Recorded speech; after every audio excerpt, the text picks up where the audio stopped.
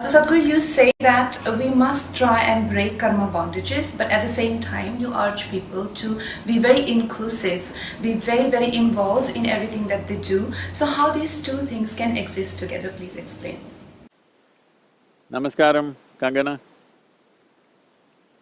How do you see some contradiction in these two things?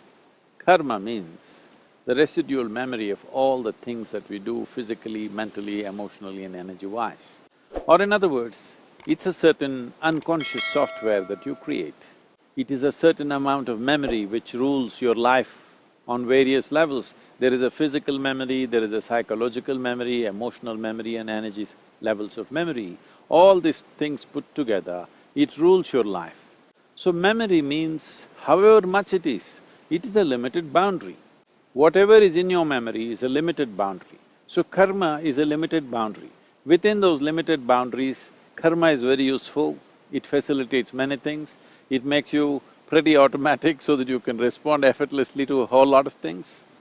But when you want to expand, a boundary is a problem. If you just draw a boundary of, let us say, your territory of home, now if you want to expand, very easy, you just have to move out. But suppose because there were certain threats to your existence, threats to your survival, you built a thick wall, like a fortress around you. Now, you feel safe when there are threats, but suppose there is no threat to your life in any way, then you naturally want to expand. When you want to expand, moving this huge wall and expanding your boundary becomes very difficult.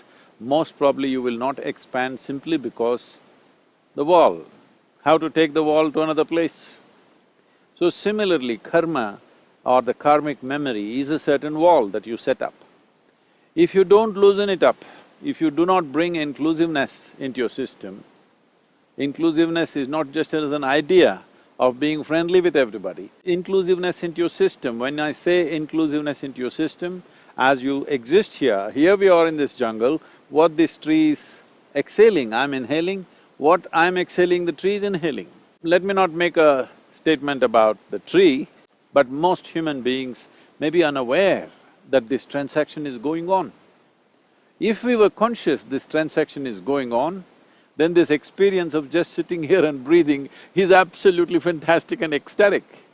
But if you're unconscious, you're still being nourished by the oxygen that the tree is letting out, but you're missing the experience.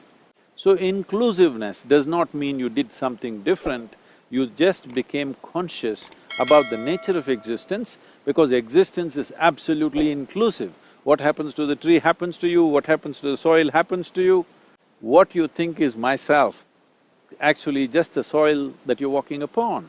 So inclusiveness is not something that you have to do. Inclusiveness is the nature of existence, you just have to become conscious of it. Karma is the nature of your individual existence, you have to just become conscious of the limitations of your karmic boundaries.